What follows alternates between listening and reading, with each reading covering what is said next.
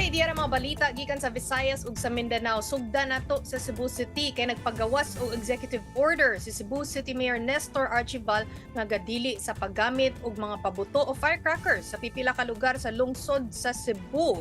Gidili na ni sa mga ospital, eskwelahan, parke, merkado ug sa mga residential areas para ni masiguro ang kaluwasan sa publiko karong panahon sa Pasko ug bag-ong tuig mga bay. Kaning pagbaligya og fireworks displays no didto lang sa Pond F sa SRP Tugutan. Miepekto ang maong executive order sukad atong December 18 hangtod kini January 1.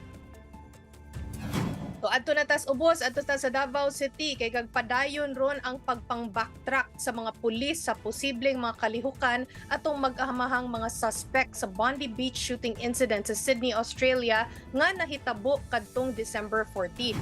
Matud pa sa PNP Region 11 adunay mga report nga nag-withdraw sa ATM ang mag-amahan nga sila sa Jid at Navid Akram samtang anaa sila dito sa Davao. Niadto sab daw sila sa mosque aron mag-ampo ug nag-jogging sab silang duha.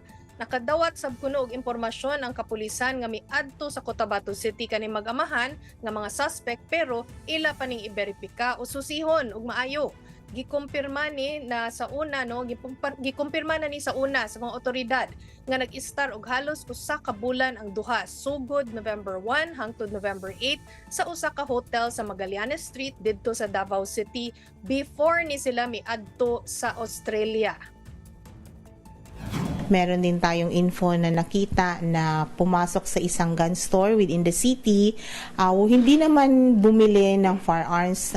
Tingin-tingin lang. Kana ang mga balita sa Visayas ug sa Mindanao. Ako si Chicky Verhel. Pero diha lang sa mga babay. Kay igbalik daghan pag mga balita. Mabalik ron ang One Balita Pilipinas.